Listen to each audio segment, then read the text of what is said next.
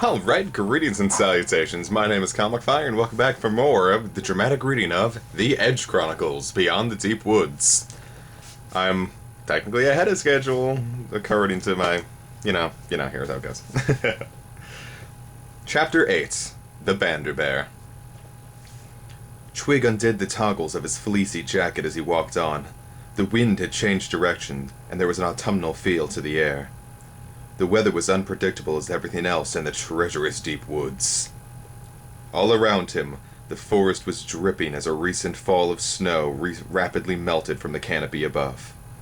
Still hot, Twig stopped, closed his eyes, and turned his face upwards.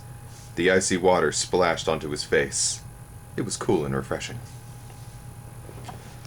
Suddenly, something large and heavy struck Twig's head. Boof! So hard that he was knocked to the ground. He lay still, not daring to look. What had hit him? The Gloamglozer? Could the fearsome creature really exist? If it did, it was no use cowering. Twig opened his eyes, jumped to his feet, and drew his knife. "Where are you?" he screamed. "Show yourself!" Nothing appeared. Nothing at all. And the only sound to be heard was the steady drip, drip, drip from the trees. Then came the second boof. Twig spun round. A huge pillow of snow, which must have slipped from the branches overhead, had completely flattened a comb bush. Twig put his hand up. There was snow in his hair. There was snow all around him. He started to laugh. "Snow," he said. "That's all it is. Just snow." The dripping increased as Twig continued on his way. Like heavy rain it was, pouring down below. Twig was soon wet through, and as he trudged deeper into the deep woods, the ground became more and more boggy. Every step became an effort made all the worse by hunger. "With the slaughterers," he muttered. "That was the last time I had a proper meal, and Sky knows how long ago that was." Twig looked up. The sun was bright and even down on the diamond-dappled forest floor. He could feel its lightning warmth. Fragile twists of mist were coiling up from the soggy soil, and as the hamelhorn skin dried out, Twig himself began to steam. His hunger was impossible to ignore. It squirmed and gnawed inside of his stomach. It growled impatiently. I know," said Twig, "and as soon as I find something you can have it. The trouble is, what?" When he came to a tree heavy with a deep, dark purple harvest, he stopped. Some of the round, plump pieces of fruit were so ripe they had split their skins and were dripping with golden juice. Twig licked his lips. The fruit looked so juicily sweet, so succulently delicious. He reached up and collapsed one. It was soft to the touch and came away from its stalk with a slurp. Twig turned it over in his hand. He polished it on his furry waistcoat. Slowly he brought it to his mouth and... "No!" he said. "I dare not!" And he hurled the fruit away, his stomach gurgling angrily. "You'll have to wait," Twig snapped, and marched grimly on, muttering under his breath about how stupid he'd been to even consider eating something unknown. For although many of the fruits and berries in the deep woods were sweet and nourishing, many more were deadly. And here is Twig with that fruit harvest. A single drop of juice from the rosy heart apple, for instance, was enough to kill you on the spot. And death was far from the only danger. There was fruit that could blind you, fruit which could explode inside of you, fruit which could leave you paralyzed. There was one, the scrapewort berry, which brought you out in a warty blue rash that never disappeared. And there was another, the pipsap, who shrank those who ate it. The more you ate, the smaller you became. Those unfortunates who had too many disappeared altogether. "Much too dangerous," Twig said to himself. "I'll just have to hang on till I come to a tree I do recognize." Yet as Twig continued through the deep woods, all of the countless different types of tree he saw, there wasn't a single one that looked familiar. "This is what comes of growing up with wood trolls," he sighed wearily. Since they never strayed from the path, the wood trolls relied on others to provide them with fruit from the deep woods. They were barterers, not foragers. Now more than ever, Twig wished this were not the case. Trying hard to ignore his stomach's protests, Twig tramped on. His body felt heavy, but his head was oddly light. Mouth-watering fragrances wafted towards him from the fruit trees, while the fruits themselves seemed to glow enticingly. For hunger is a curious creature. It dulls the brain, but heightens the senses. And when a twig cracked far away in front of him, Twig heard it as though it had broken right beside him. He stopped dead and peered ahead. Someone, or something, was there. Twig advanced, taking care not to tread on any of the brittle twigs himself. Closer he went, darting from tree to tree. He heard something moan close by, and crouched down out of sight. Then, heart chugging, he edged slowly forward, peered nervously around, and found himself face to face with the huge and hairy mountain of a beast! And there's that beast. It was rubbing the side of its furry face gently with one massive clawed paw. When their eyes met, the creature threw back its head, bared its teeth, and howled at the sky. "Ah!" Twig screamed and scrambled back behind the tree. Shaking with fear, he heard the splinter and crack of snapping branches as the beast lumbered off, crashing its way through the undergrowth. All at once the noise stopped, and the air filled with a plaintive yodel. The next instant, from far away, a second voice yodeled in reply. "Banderbears," said Twig. He'd heard them often enough before, but this was the first time Twig had seen one. It was even bigger than he imagined. Although prodigiously large and strong, the Banderbear is a timid creature. Its large, doleful eyes are said to see the world larger than it really is. Twig peeked round the tree again. The Banderbear had gone. A trail of crushed vegetation led back into the forest. There's one path I won't be taking," he said. He froze to the spot. The Banderbear had not gone. It was standing there, not 10 paces away. With its pale green fur, it was almost perfectly camouflaged. "Whoa!" It groaned softly and raised a giant paw to its cheek. "Whoa!" The creature was truly massive, at least twice as tall as Twig himself, and built like a vast pyramid. It had tree-trunk legs, and arms so long its knuckles grazed the ground. The 4 claws at the end of each limb were all as long as Twig's forearms, and were the two tusks that curved up from its jutting lower jaw. Only its ears, delicate wing-like objects constantly in the flutter, did not look like as though they'd been hewn from rock. The Banderbear fixed Twig with its sad eyes. "Whoa?" It groaned again. It was in pain, that much was clear. Twig knew it must need his help. He took a step forward. The Banderbear did the same. Twig smiled. "What's the matter?" he said. The Banderbear opened its mouth wide and prodded around clumsily with a single claw. "Oh, oh." Twig swallowed nervously. Let me see, he said. The Banderbear came closer. It moved by, placing both forepaws on the ground and swinging its hind legs forward. As it approached, Twig was surprised to see the gray-green moss growing in its fur. It was this that made the Banderbear appear green. "Whoa!" It grunted as it stopped in front of the boy. It opened its mouth, and Twig was struck by a blast of putrid warm air. He winced and turned his face away. "Whoa!" The Banderbear grunted impatiently. Twig looked up. I can't reach that high," he explained. "Even on tiptoes. You'll have to lie down," he said, and pointed at the ground. The Banderbear nodded its enormous head and lay at Twig's feet. And as Twig looked into its huge and sorrowful eyes, he saw something unexpected quivering there in the dark green depths. It was fear. "Open wide," Twig said softly, and he opened its own mouth to show what it meant. The Banderbear followed suit. Twig found himself staring into the creature's cavernous mouth, over the rows of savage teeth and down the gaping tunnel of its throat. Then he saw it. The back of the mouth on the left, a tooth so rotten it had turned from yellow to black. "Sky above!" Twig exclaimed. "No wonder you're in pain." "Whoa, whoa, whoa!" The Banderbear groaned and tugged his hand repeatedly away from its mouth. "You want me to pull it out?" said Twig. The Banderbear nodded, and a large tear rolled down from the corner of each eye. And there's that sordid scene. "Be brave," Twig whispered. "I'll try not to hurt." He knelt down, rolled up his sleeves, and took a closer look at the inside of the Banderbear's mouth. The tooth, though dwarfed by the two larger tusks, was still the size of a small mustard pot. It was nestling in gums so red and swollen it looked ready to burst.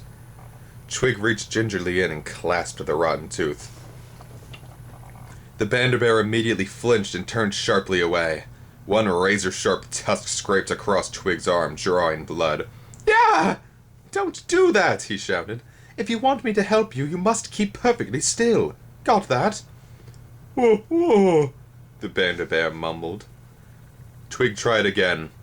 This time, although its huge eyes narrowed with pain, the Banderbear did not move as Twig grasped the tooth. "Tug and twist," he instructed himself as he tightened his grasp on the pitted tooth. He braced himself ready. 3, 2, 1, now! He yelled. Twig tugged and twisted. He tugged so hard that he toppled backwards, wrenching the tooth around as he did so. It juddered and rasped as the roots were torn from the gum. Blood and pus spurted out. Twig crashed down to the ground, and in his hands was the tooth. The Banderbear leaped up, eyes flashing furiously. It bared its teeth. It beat its chest. It shattered the silence of the deep woods with a deafening roar. Then, overcome with a terrible rage, it began tearing wildly at the surrounding forest. Bushes were uprooted, trees knocked down. Twig stared in horror. The pain must have driven the creature crazy. He struggled to his feet and tried to slip away before the beast could turn its fury on him. But he was already too late. The Banderbear had caught sight of him out of the corner of its eye. It swung round. It tossed aside an uprooted sapling. "Whoa!" It bellowed and bounded towards him, all wild eyes and glinting teeth. "No!" Twig whispered, terrified that he was about to be torn limb from limb. The next instant, the Banderbear was upon him. He felt its massive arms wrapping themselves around his body and smelled the musty odor of mossy fur as he was crushed against the creature's belly. And there the two of them remained, boy and Banderbear, hugging each other gratefully in the dappled light of the Deepwoods afternoon. "Whoa, whoa," said the Banderbear at last, and it loosed its arms. It pointed inside its mouth and scratched its head questioningly. "Your tooth," said Twig. "I've got it right here." And he held it out to the Banderbear on the palm of his hand. Delicately for one so immense, the Banderbear took the tooth and wiped it on its fur. Then he held it up to the light so Twig could see the hole which had eaten right the way through. "Whoa," it said, and touched the amulet around Twig's neck. It handed the tooth back. "You want me to wear it round my neck?" said Twig. "Whoa," said the Banderbear. "Whoa, whoa." "For good luck," said Twig. The Banderbear nodded, and when Twig had slipped it onto the thong which spelled his lucky charms, it nodded again, satisfied. Twig smiled. "Feel better now?" he said. The Banderbear nodded solemnly. Then it touched its chest and extended its arm towards Twig. "Is there something you can do for me in return?" said Twig. "Not half. I'm starving," he said. "Food, food," he added, and patted his stomach. The Banderbear looked puzzled. "Oh!" it grunted and swung its arm round in a wide arc. "But I don't know what's safe to eat," Twig explained. "Good? Bad?" he said, pointing to different fruits. The Banderbear beckoned and led him across to a tall, bell-shaped tree with pale green leaves and bright red fruit. So ripe it was dripping. Twig licked his lips greedily. The Banderbear reached up, plucked a single piece of fruit in its claws, and held it out for Twig. "Whoa!" it grunted insistently, and patted its own stomach. The fruit was good. Twig should eat it. Twig took the fruit and bit into it. It was more than good, it was delicious. Sweet, succulent, and with a hint of wood ginger. When it was gone, he turned to the Banderbear and patted his stomach again. "More," he said. "Whoa!" grinned the Banderbear. They made an odd couple, the furry mountain and the stick boy. And occasionally Twig would ask himself why the Banderbear stuck around. After all, it was so big and strong and knew so much about the secrets of the Deepwoods that it didn't need Twig. Maybe it too had felt lonely. Maybe it was grateful for him to pulling out the aching tooth. Or maybe it was simply that the Banderbear liked him. Twig hoped so. Certainly he liked the Banderbear. He liked him more than anyone else he'd ever known. More than Taghair? More than Gristle? More even than Hottergruff when the two had still been friends. How far away and long ago his life with the wood troll seemed. Twig realized that by now Cousin Snetterbark must have sent word that he hadn't arrived. What must they be thinking? He knew what Tum-Tum's gruff response would be. "Stride from the path," he could hear his father saying. "Always knew he would. He was never a wood troll. His mother was too soft on him." Twig sighed. Poor Spelda. He could see her face wet with tears. "I told him," she would weep. "I told him to stay on the path. We loved him like one of our own." But Twig wasn't truly one of theirs. He didn't belong. Not with the wood trolls, nor with the slaughterers, and certainly not in the sticky honeycombs of the Guile Goblin colony.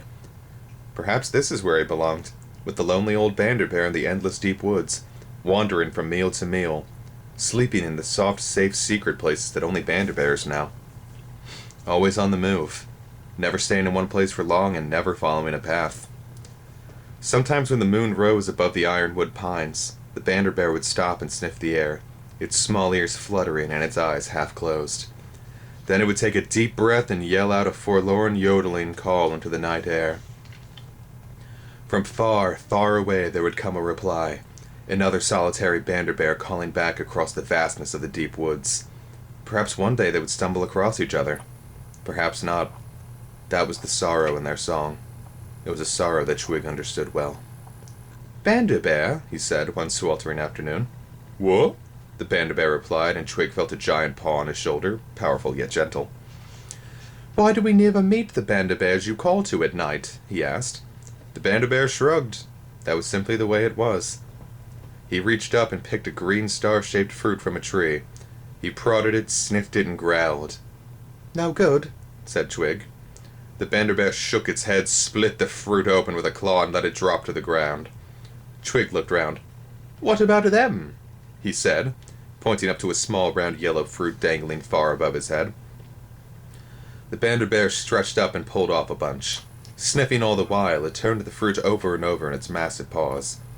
Then it gently removed an individual fruit from the bunch, nicked the skin with its claw, and sniffed again. Finally, it touched the bead of syrup against the tip of its long black tongue and smacked its lips. "Whoa, whoa," it said at last, and handed the whole bunch over. "Wonderful," Twig slurped. How lucky he was to have the Banderbear to show him what he could and couldn't eat. He pointed to himself and then to the Banderbear. "Friends," he said. The Banderbear pointed to himself and then to Twig. "What?" he said. Twig smiled. High above him but low in the sky, the sun sank, and the light in the forest turned from lemon yellow to a rich golden glow that poured through the leaves like a warm syrup. He yawned. "I'm tired," he said. "What?" said the Banderbear. Twig pressed his hands together and rested the side of his head against them. "Sleep," he said. The Banderbear nodded. "Whoa, whoa, whoa," it said. As they set off, Twig smiled to himself. When they'd first met, the Banderbear's snoring had kept him awake. Now he would have found it hard to fall asleep without the comforting rumble beside him. They continued walking, with Twig following the path that the Banderbear had made through the dense undergrowth.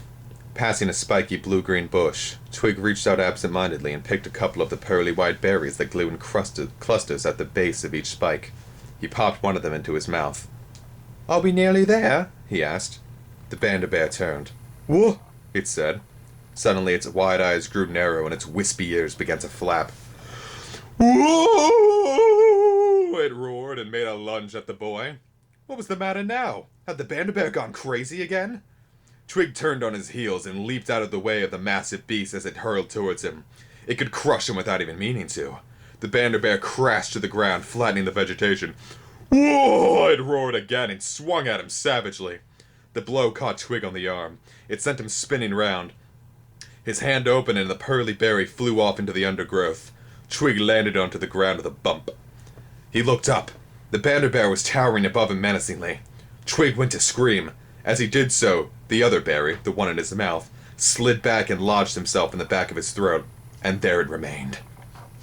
Twig coughed and spluttered, but the berry would not shift. His face went from pink to red to purple as he gasped for air.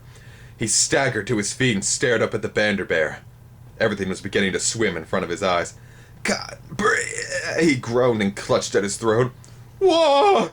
The Banderbear cried out. It grabbed Twig by the ankles. Twig felt himself being hoisted upside down into the air. The Banderbear's heavy paw began pummeling his back. Again and again it thumped down, but still the berry would not budge. Again and again, and the berry shot out of Twig's mouth and bounced across the ground. And he was a concerned Banderbear. Twig gasped and gulped at the air. Panting uncontrollably, he squirmed and wriggled upside down in the Banderbear's grasp. Down! He rasped.